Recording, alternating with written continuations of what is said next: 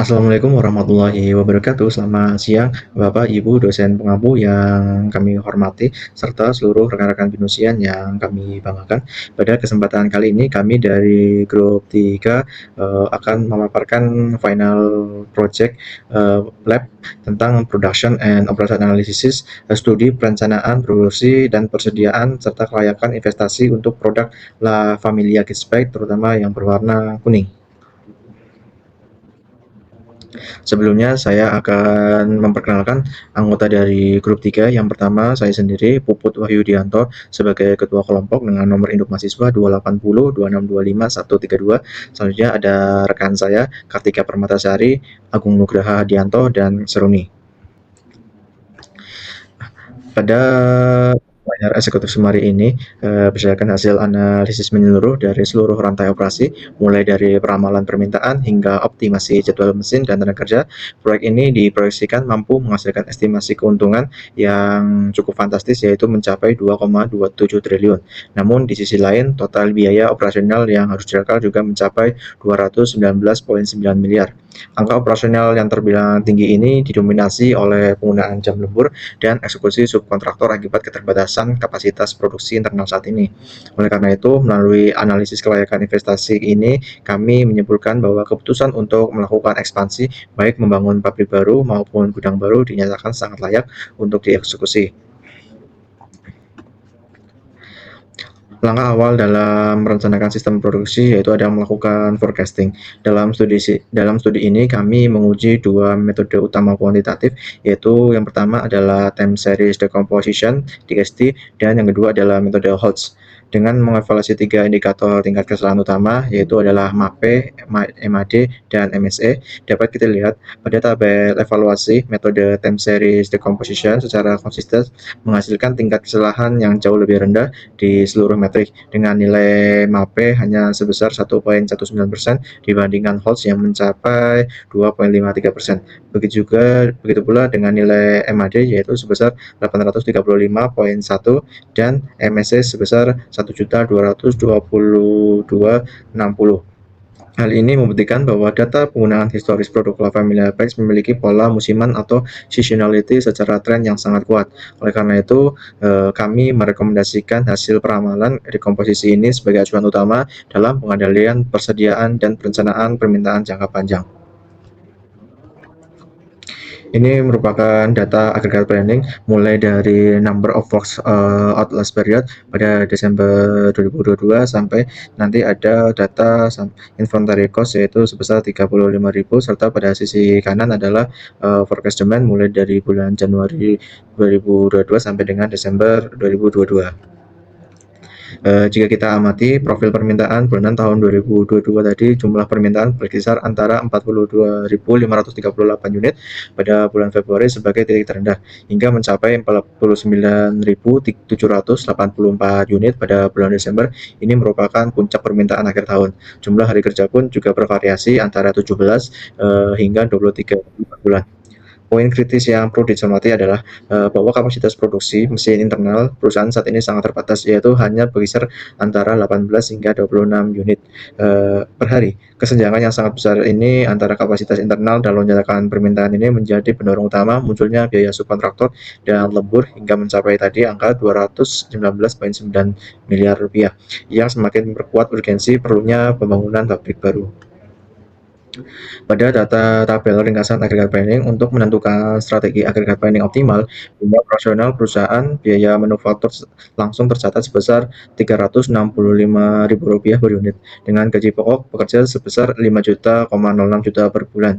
Namun terdapat dua variabel biaya penalti yang sangat krusial dalam pengambilan keputusan ini. Yang pertama adalah biaya PHK atau pemutusan hubungan kerja sebesar Rp8,12 juta per pekerja, jauh melampaui biaya rekrutmen pekerja baru yang hanya sebesar Rp770.000. Kedua adalah biaya akibat kekurangan barang atau lost sales, merupakan biaya tertinggi dalam sistem kita, yaitu mencapai Rp530.000 per unit. Berdasarkan kondisi biaya tersebut, kami menetapkan dua strategi kunci perencanaan agregat. Pertama adalah strategi tenaga kerja stabil, yaitu mempertahankan jumlah tenaga kerja sebanyak 85 orang adalah pilihan yang paling aman secara finansial guna menghindari penalti PHK. Yang kedua adalah manajemen lonjakan permintaan guna menghindari biaya penalti kekosongan sebesar 535.000 tadi. Seluruh fluktuasi permintaan dipenuhi melalui kombinasi persediaan awal, penambahan jam lembur, serta eksekusi subkontraktor. Selanjutnya adalah tabel MPS. Dapat kita lihat bahwa pada tabel MPS di sini tertera beberapa parameter-parameter yang cukup penting, yaitu mulai dari lead time, one hand, lot size, safety stock, DTF sampai dengan planning scheduling, sampai dengan planning time fence. Ini merupakan data selama satu periode pada tahun 2022. Selanjutnya adalah tabel MAP. Setelah MPS terbentuk, langkah selanjutnya adalah melakukan struktural material melalui material requirements planning atau MRP berdasarkan pada bill of material atau BOM. Produk sepeda anak ini terdiri dari struktur 4 level, yaitu mulai dari final assembly, produk jadi, assembly 1, sub assembly 2, body part, Selanjutnya adalah tabel MRP. Setelah MPS terbentuk, langkah selanjutnya adalah melakukan struktur material melalui material requirements planning atau MRP berdasarkan pada bill of material atau BOM.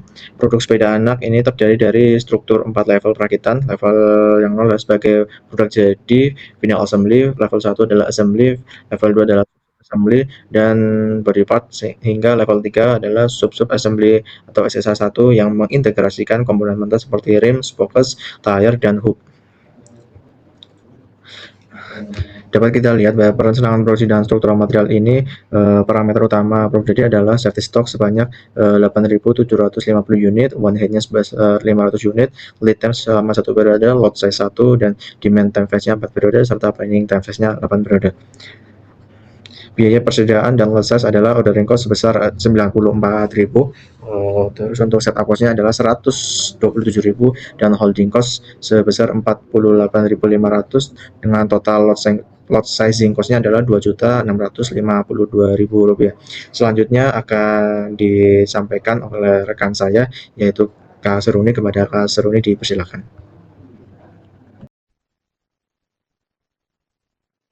Lot sizing. Pada slide ini, kita melihat rekapitulasi finansial secara menyeluruh yang menggabungkan seluruh elemen biaya operasional dan lot sizing. Rincian biaya lot sizing untuk masing-masing komponen telah dioptimalkan. Misalnya, body part sebesar 600.000, tire 300.000, hingga spokes 18.000 rupiah. Sehingga total biaya lot sizing hanya berada di kisaran 2,65 juta rupiah. Namun, gambaran besar finansial menunjukkan bahwa porsi biaya terbesar perusahaan tersedot pada biaya pemenuhan kapasitas eksternal, yaitu biaya lembur dan subkontrak sebesar 219,94 miliar. Sehingga total biaya yang harus dikeluarkan perusahaan menjadi 219,945 miliar. Meskipun demikian, berkat tingginya nilai penjualan, perusahaan masih membukukan expected profit sebesar 2,272 triliun. Tingginya profit bersih ini memberikan ruang finansial yang sangat aman bagi perusahaan untuk merealisasikan proyek investasi ekspansi. Slide ini memperlihatkan penerapan sistem Kanban pada triwulan 1 tahun 2022 di 3 work center, yaitu Frame Assembly A1, Tire Installation SA1, dan Wheel Assembly SSA1. Dengan total proyek permintaan pada triwulan 1 sebesar 130.709 unit dan durasi kerja 60 hari atau 8 jam per hari. Jumlah kartu Kanban yang dibutuhkan berkisar antara 6 hingga 7 kartu untuk setiap work center.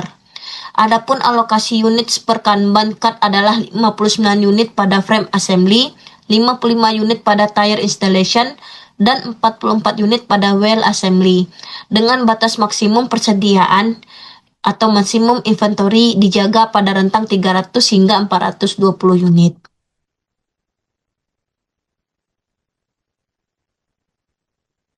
Pada site sistem Kanban dan evaluasi kapasitas internal, disajikan hasil capacity gap analysis yang menguji kemampuan kapasitas internal perusahaan secara mandiri.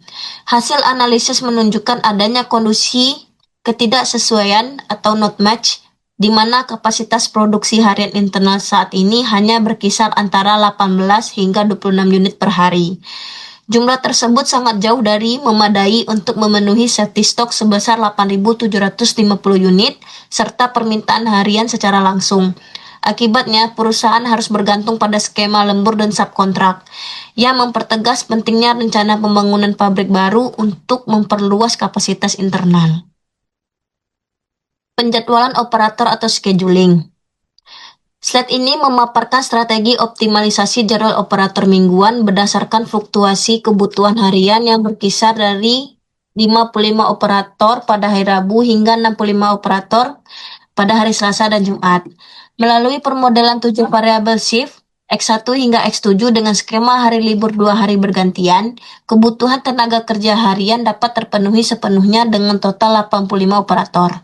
Solusi penjadwalan ini berimplikasi pada total biaya gaji operator sebesar 430 juta rupiah per bulan atau setara dengan 5 miliar rupiah per tahun.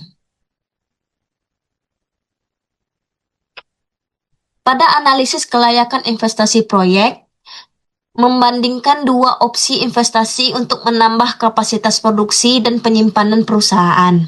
Opsi pertama yaitu pembangunan pabrik baru atau production plan dengan nilai investasi sebesar 102 miliar yang menghasilkan profit bersih setelah investasi sebesar 2,170 triliun. Opsi kedua yaitu pembangunan gudang baru atau warehouse dengan biaya investasi sebesar 96 miliar yang menghasilkan profit bersih setelah investasi sebesar 2,176 triliun. Hasil evaluasi menegaskan bahwa kedua proyek tersebut bernilai positif dan layak untuk dijalankan. Pada output solver Lingo, menampilkan bukti validasi matematis menggunakan software Lingo dengan memodelkan Pure Integer Linear Program atau PILP yang terdiri atas 7 variabel dan 8 batasan atau constraints. Solver berhasil mencapai solusi optimal global, hasil mencapai fungsi tujuan atau objective value pada angka 85, yang mengkonfirmasi secara pasti bahwa kebutuhan 85 operator adalah jumlah yang paling efisien untuk memenuhi keseluruhan batasan operasional harian. Pada penjadwalan mesin dan tenaga kerja, pada slide ini merangkum hasil optimasi penjadwalan mesin dan tenaga kerja secara terpadu. Penjadwalan mesin M1, M2, dan M3 menggunakan algoritma CDS menghasilkan urutan pengerjaan optimal break paths dengan waktu penyelesaian max span tercepat yaitu 26 menit per unit dibanding skenario alternatif yang membutuhkan 27 menit. Di sisi lain, penjadwalan operator yang menetapkan kebutuhan optimal sebanyak 85 pekerja membutuhkan beban gaji bulanan sebesar 430,72 juta atau 5,16 miliar secara tahunan. Beberapa rekomendasi utama yang dapat kami berikan antara lain, ditegaskan rekomendasi strategis utama bagi perusahaan yang memiliki ketergantungan pada biaya subkontrak dan lembur yang mencapai 219,9 miliar akibat terbatasnya kapasitas mesin internal, yaitu hanya 18-26 unit per hari, menjadikan alokasi investasi untuk pembangunan pabrik baru sebagai prioritas utama. Langkah investasi ini direkomendasikan guna meningkatkan kapasitas produksi mandiri, memangkas biaya eksternal, serta memaksimalkan margin keuntungan jangka panjang. Akhir kata, demikianlah pemaparan komprehensif dari tim proyek kelompok 3 mengenai analisis operasional, perencanaan produksi, hingga kelayakan investasi untuk produk La Familia Kids Bike, yaitu Yellow Bike. Kami percaya bahwa rekomendasi strategi yang kami susun, mulai dari peramalan, dekomposisi, perencanaan agregat, tenaga kerja stabil, hingga investasi pembangunan pabrik baru, akan memberikan dampak positif yang signifikan bagi keberlanjutan dan profitabilitas bisnis perusahaan. Akhir kata saya ucapkan terima kasih. Assalamualaikum warahmatullahi wabarakatuh.